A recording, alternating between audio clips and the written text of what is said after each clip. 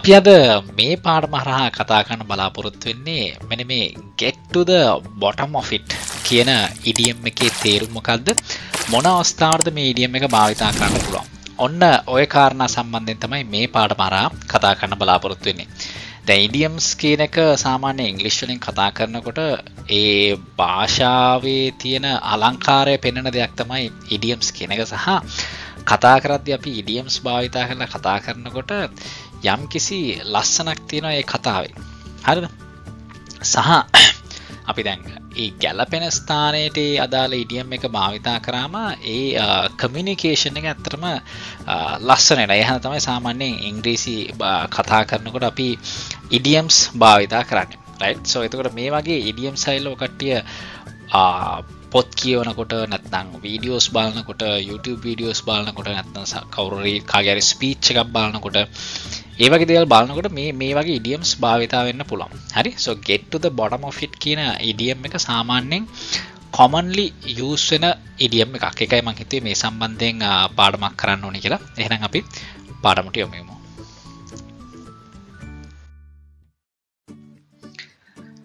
දැන් මේ get to the bottom of it කියන idiom එකේ තේරුම මොකක්ද? මොන අවස්ථාවකද අපිට මේක භාවිතා කරන්න පුළුවන්? අපි බලමු මේකේ තේරුම හොයාගන්න වාක්‍යවල මේ idiom එක භාවිතා කරලා ඒ අනුව බලමු කොහොමද මේකේ තේරුම හොයාගන්නේ කියලා. බලමු පළවෙනි වාක්‍යය. You need to get to the bottom of this problem to find a solution. You need to get to the bottom of this problem to find a solution. The find a solution කියලා කියන්නේ මොකද්ද? යම් කිසි විසඳුමක් සොයා ගන්නවා කියන එක තමයි find a solution කියන එකේ තේරුම. Find a solution කියලා කියන්නේ යම් කිසි විසඳුමක් සොයා ගන්නවා. එතකොට you need to get to the bottom of this problem. ඔයා මේ ප්‍රශ්නේ සුලමුල සොයාගත යුතුයි. ඒ කියන්නේ ආරම්භකම අවධිය. ඒ කියන්නේ යම් කිසි ප්‍රශ්නයක් ගත්ත එකම ඒ ප්‍රශ්නය පටන් ගත්ත තැන ඉඳන්ම ඔයා මේකේ දේවල් කරුණු හොයාගන්න ඕනේ. එතකොට තමයි ඔයාලට පුළුවන් මේ ප්‍රශ්නේ සඳහා විසඳුමක් සොයා ගන්නට. ඒතර මේ යම් කිසි ගැටලුවක ආරම්භය කොහෙද? නැත්නම් ඒ ප්‍රශ්නේ මුල ඉඳන්ම තියෙන. ඒ ප්‍රශ්නේ පටන් ගත්ත මුල ඉඳන්ම තියෙන තොරතුරු සියල්ල අපි සොයා ගන්න ඕනේ කියලා කියන්න අපිට අවශ්‍යයි නම්. ඒතර අපිට කියන්න පුළුවන් you need to get to the bottom of it. නැත්නම් you need to get to the bottom of this problem to find a solution. ප්‍රශ්නට විසඳුමක් සොයා ගන්න මේ ප්‍රශ්නේ මුලට ඒ කියන්නේ කොහෙද මේක පටන් ගත්තේ? එතන නම් මේකේ සම්බන්ධ තිරම තොරතුරු අපි සොයාගත යුතුයි. අන්න ඒක තමයි මේකේ තේරුම වෙන්නේ. ඒතර get to the bottom of it කියන කේ අදහස් ගන්න යම් කිසි දෙයක මුල ඉඳන්ම කරුණු ටික සොයා ගන්න ඕනේ කියන එක තමයි ඔය idiom එකේ තේරුම වෙන්නේ. හුඟක් කලාවට ඔෆිස් වල මොන හරි ප්‍රශ්නයක් ඇති වුණා අපි කතා කරනකොට අපි කියනවා you need to get to the bottom of it. right? ඒක අපි භාවිතා කරන්නේ ඒ ප්‍රශ්නේ පටන් ගත්ත තැන ඉඳන්. ඒ කියන්නේ පටන් ගත්තේ කොතනින්ද කියලාම හොයාගන්න ඕනේ. ඒතකොට අපිට පුළුවන් පහසුවෙන්ම ප්‍රශ්නෙට විසඳුමක් හොයාගන්න කියලා කියන්නේ. ඒතකොට මේ idiom එක භාවිතා වෙන්නේ ඔන්න ඔය වගේ situations වල තමයි. බලමු තවත් උදාහරණයක්. There have been rumors circulating. Rumors. දැන් rumors කියලා කියන්නේ කට කතා කියන එක. දැන් මේ වගේ idioms ඉගෙන ගන්නකොට මේ වාක්‍ය තුලින් මොකටද තව වචනත් ඉගෙන ගන්න පුළුවන්. අපි සාමාන්‍යයෙන් කියනවා collocations කියලා ඉංග්‍රීසි වලදී. ඉංග්‍රීසි වලදී අපි කතා කරනකොට නැත්නම් ඉංග්‍රීසි වලින් අපි මොනවාරි දැන් ලියනකොට අපි හැම වෙලාවෙම collocations කියන එක භාවිතා කරනවා. collocations කියලා කියන්නේ එකට භාවිතා වෙන වචන. හරිද? එක ඛණ්ඩයක් වශයෙන් භාවිතා වෙන වචන. so make an appointment. The make an appointment කියලා කියව ගමන් ඒක collocation එකක් හැටියට තමයි consider කරන්නේ. මොකද්ද මේකේ collocation කියලා කියන්නේ? appointment කියන්නේ යම් කිසි අපි සිංහලොත් කියන්නේ appointment එකක් කියලා තමයි.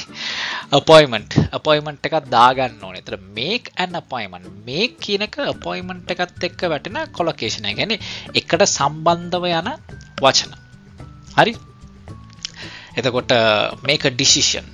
make a decision. එතකොට decision එක collocate වෙන වචනේ තමයි make කියන එක. make a decision. right? තොර ඒවා collocations කියලා අපි හඳුන්වනවා. එතන ඉංග්‍රීසි ඉගෙන ගන්නකොට අතරම collocation සම්බන්ධයෙන් හොඳ අවබෝධයක් තියෙන්න ඕනේ. ඒතකොට වඩාත් පහසු වෙනවා. සහ භාෂාව අර flow එකත් එක්ක ලස්සනට යනවා වගේ පේනවා collocations භාවිතා කරලා අපි කතා කරනකොට. so මෙතන මේ rumors කියන එකෙන් මෙතන මේ අදහස් කරන්නේ කටකතා කියන එක rumors circulating. කියන්නේ පැතිරෙනවා කියන එක තමයි මේ circulating කියන එකේ අදහස. කටකතා පැතිරෙනවා. so there have been rumors circulating about the issue. මේ ප්‍රශ්නය සම්බන්ධයෙන් කටකතා පැතිරෙනවා. and we need to investigate further. කියන්නේ අපි තවදුරටත් මේ සම්බන්ධයෙන් සොයා බැලිය යුතුයි. investigate කියලා කියන්නේ තොරතුරු තවදුරටත් සොයා බලනවා කියන එක. further කියලා කියන්නේ තවදුරටත්. right? investigate further to get to the bottom of it. මේකේ සුලමුල සොයා ගැනීම සඳහා අපි තවදුරටත් පරීක්ෂණ පැවැත්විය යුතුයි. ඒතර to get to the bottom of it කියන එකෙන් මෙතන අදහස් කරන්නේ මේකේ සුලමුල සොයාගත යුතුයි කියන එක තමයි මේ idiom එකේ මෙතන අදහස් වෙන්නේ. ඒතර මේක ඇත්තම ලස්සන වාක්‍යයක්. There have been rumors circulating. කටකතා පැතිරෙනවා about the issue. ප්‍රශ්නය සම්බන්ධයෙන් කටකතා පැතිරෙනවා and we need to investigate further. අපි මේ සම්බන්ධයෙන් තවදුරටත් සොයා බැලිය යුතුයි to get to the bottom of it. මේකේ සුලමුල හොයා ගැනීම සඳහා අපි මේ සම්බන්ධයෙන් තවදුරටත් පරීක්ෂණ පැවැත්විය යුතුයි කියන එක තමයි මේකේ තේරුම් වෙන්නේ. අපි බලමු තවත් උදාහරණයක්. The financial discrepancy. discrepancy කියලා කියන්නේ යම්කිසි මොකක්ද අපි සිංහලයකට කියන්නේ? කියන්නේ match වෙන්නේ නැතුව තියෙනවා. right? දැන් මුදල් ගණන් වල තොරතුරු හොයලා බැලුවට පස්සේ match වෙන්නේ නැහැ. හරි ආදායම විදය match වෙන්නේ නැහැ. අපි discrepancy එකක් කියලා කියන්නේ යම්කිසි අපි සසඳනකොට සැසඳීමේ ප්‍රශ්නයක් තියෙනවා නම් match වෙන්නේ නැත්නම් අන්න ඒ අවස්ථාවට අපි කියනවා discrepancy එකක් තියෙනවා කියලා. දැන් data වල discrepancy එකක් තියෙනවා කියලා කිව්වොත් මේ සංඛ්‍යා දත්තවල නොගැලපීමක් තියෙනවා. ඒ කියන්නේ ආදායමයි වේදමයි සටහන් කරලා තියෙනවා. නමුත් බිල් එක පරීක්ෂා කරලා බලද්දි මැච් වෙන්නේ නැහැ. ඒතර අපි කියනවා discrepancy එකක් තියෙනවා කියලා. අන්න ඒ අවස්ථාවට තමයි මේ discrepancy කියන වචනේ භාවිතා වෙන්නේ. The financial discrepancy. ඒතර මේ පාඩම් ඔය කට්ටිය බලනකොට මේ idiom එකට අමතරව මෙන්න මේකේ වැදගත් වචනක් තියෙනවා ඉගෙන ගන්න. ඒවල තේරුම් මතක තියාගන්න සහ මේවා නිතර භාවිතා කරන්න බලන්න. එතකොට ඔය කට්ටියට මේ වචන මතක තියාගන්න පුළුවන්. right? The financial discrepancy is concerning. මොකද මේ concerning කියලා කියන්නේ? සාමාන්‍යයෙන් ඔෆිස් වල නම් දවසට 20 වතාවක්වත් අහන්න තියෙන වචනයක් තමයි මේ concerning කියන එක. නැත්නම් it's a concern කියලා කියනවා. ඒ කියන්නේ ඒක අපිට යම් කිසි ගැටලුවක් බවට පත් වෙලා තියෙනවා කියන එක තමයි concerning කියන එකේ තේරුම වෙන්නේ. හරි concerning කියන එකේ තේරුම යම් කිසි ගැටලුවක් බවට පත් වෙලා තියෙනවා කියන එක. The financial discrepancy මූල්‍යමය නොගැලපීම. ඒ කියන්නේ ආදායම් වේදන් සහ බිල් එක චෙක් කරලා බලද්දී ඔක්කොම මැච් වෙන්නේ නැහැ. ඒක ගැටලුවක් බවට පත් වෙලා තියෙනවා. concerning කියන එකේ අදහස් වෙන්නේ ගැටලුවක් බවට පත් වෙලා තියෙනවා කියන එක තමයි ඒකේ තේරුම. And we need to do a thorough audit.